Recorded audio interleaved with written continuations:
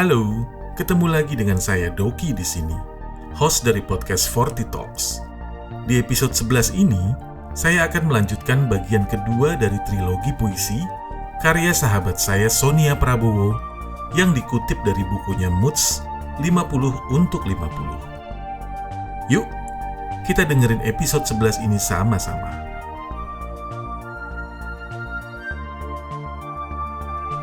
Manusia setengah bintang. Perempuan itu duduk, memandang ke langit dari dunianya yang diselubungi oleh kaca yang sangat tipis.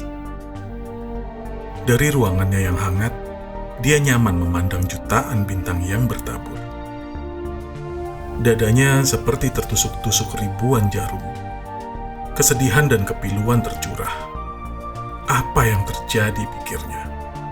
Dia pun kemudian duduk bersandarkan bantal merah metalik yang berbentuk bulat itu. Diraihnya sisir antik dari laci meja kecil di samping tempat tidurnya.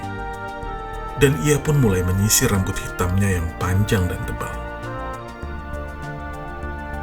1, 2, 3. Ia menghitung setiap sisiran.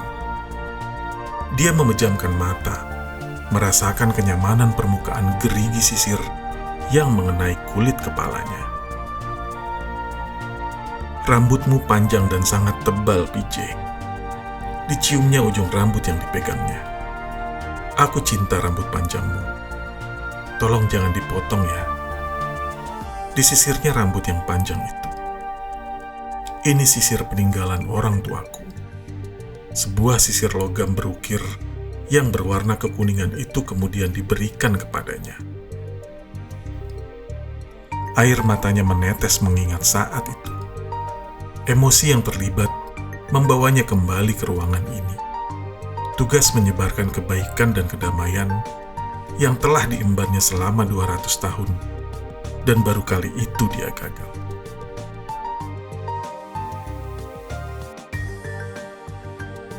Kontrak yang dia tanda tangani hampir saja disobek dan dibakar oleh para tetua.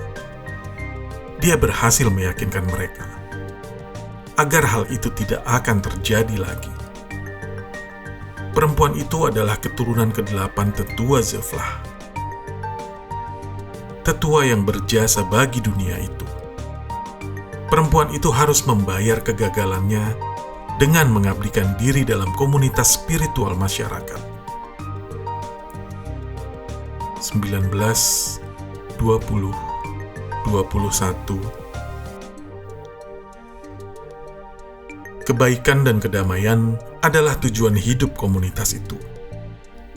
Mereka adalah generasi ke-12, dibentuk oleh nenek moyang yang saling berjanji untuk menyebarkan kedamaian dan kebaikan di masa-masa lalu, demi bangsa manusia agar tidak punah.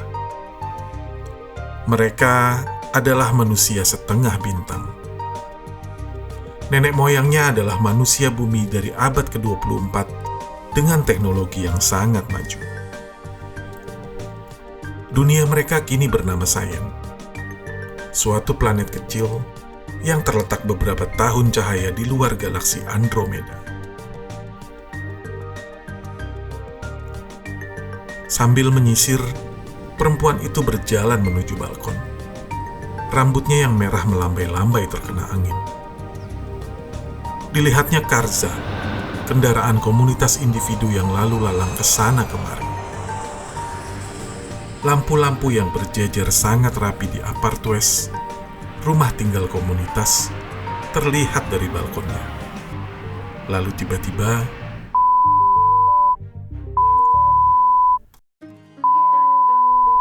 perempuan itu memalingkan wajahnya dan menjawab setengah berteriak.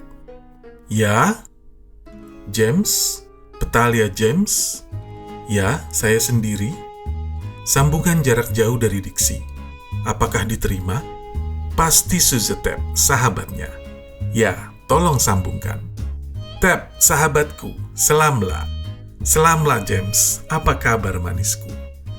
Sang perempuan mengambil duduk di sofa kecil dekat kasurnya. "Selalu baik buatmu sahabatku. Apa yang membuatmu menghubungiku di malam hangat ini? Keinginanku sangat kuat menghubungi dan menanyakan kabarmu. Aku tidak melakukannya dengan telepati seperti yang biasa kita lakukan. Aku ingin mendengar suaramu manisku. Aku sangat baik. Kemampuan kinetikmu mungkin sedang tidak benar terkena panas Blocks tampaknya. Canda James menutupi perasaannya. Blocks adalah sebutan bagi sumber energi panas mereka. Perasaan yang dia punya saat ini adalah larangan di dunianya. Hukuman atas pelanggaran perasaan cinta kepada komunitas dimensi lain sangatlah berat.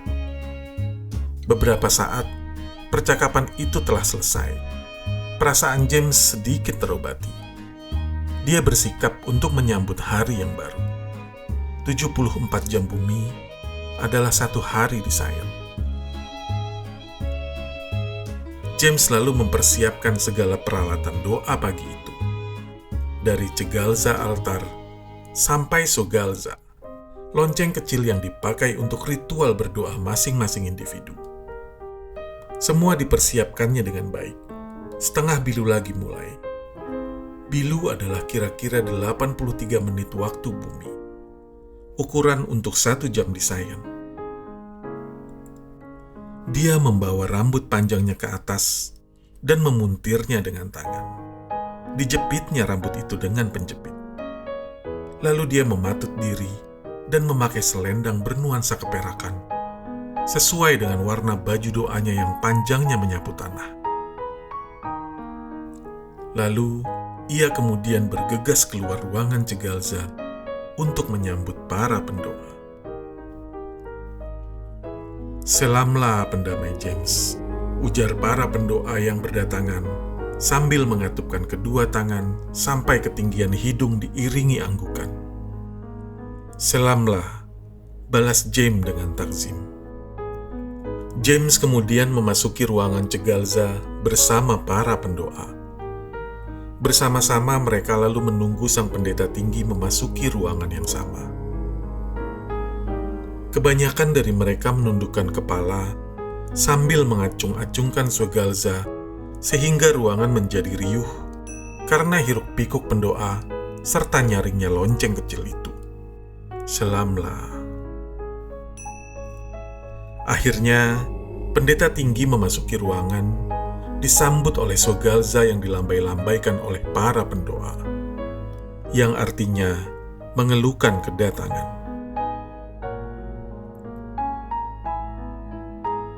Sesi berdoa telah berjalan sampai setengahnya, ketika James tiba-tiba merasakan hatinya kembali bagai diiris sembilu. Perasaan ini datang lagi, pikir James yang masih mengikuti proses berdoa sambil menutup mata dan berlutut, memegang Sogalza di dalam katupan kedua tangannya. Dalam gelisah, ia mengikuti doa-doa yang dipanjatkan. Teman-teman, nantikan kelanjutan cerita ini di episode selanjutnya. Selamlah.